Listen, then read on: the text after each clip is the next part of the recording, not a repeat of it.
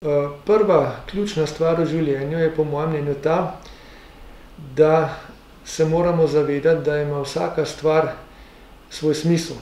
Nič ni brez smisla, torej kar mislimo, občutimo ali naredimo, vse vodi k nečemu, česar se morda tisti hip ne zavedamo, vendar pa nekje na dolgi rok na koncu ozavestimo kot nekaj, kar je torej kot rečeno imelo smisel.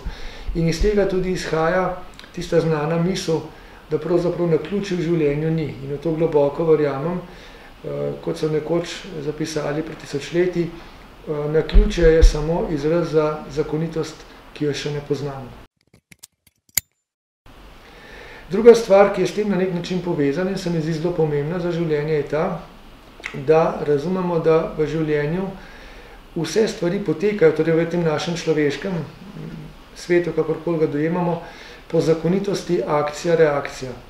To pomeni, vse, kar spet, bom rekel, mislimo, občutimo ali storimo fizično, pritegne nase po nekem zakonu privlačnosti podobne misli, občutja in dejanja, skratka neko ustrezno reakcijo. In zato lahko rečemo tudi, da na nek način v skladu s to zakonitostjo, da podobno privlači podobno, se nam bo vse tisto, kar oddajamo od sebe, na nek način vračalo. Je pa res, da ta proces poteka dostikrat po nekih zapletenih poteh, ki jih z nekim preprostim uvidom ne opazimo in zato mnogi v ta zakon ne verjamejo, ga ne poznajo, zagotovo pa po mojem mnenju deluje, zato se torej, da tako rečem, splača biti dober, pošten ali pa saj težiti k temu, kajti vse to se na koncu človeku v neki obliki na prav način vrne.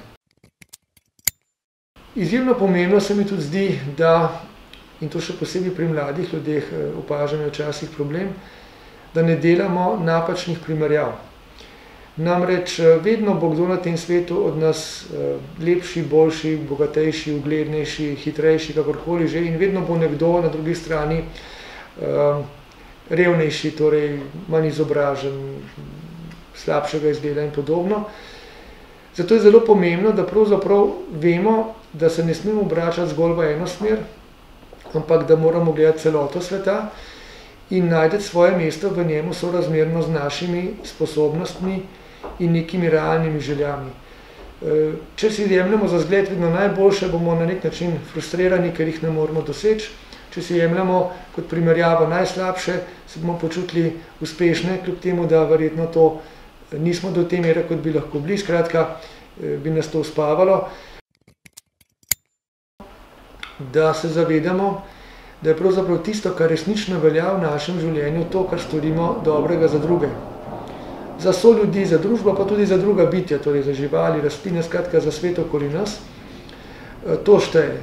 Seveda moramo pred tem najprej sebe usposobiti, zato da smo sposobni dajati drugim, hkrati pa se moramo zavedati, da lahko na vsaki stopnji te usposobljenosti, se pravi, že ko naredimo prvi, drugi korak pri sebi, že tudi nekaj oddamo v prostor, že nekaj malega pripomoremo k temu, da je lažje ali bolje tudi soljudem. Torej, delati v dobro drugih, družbe in sveta nasploh.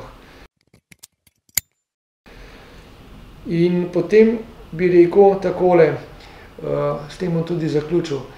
Težiti je treba v življenju k doseganju prave mere. Prava mera je zelo znana formula od pradavnine do danes.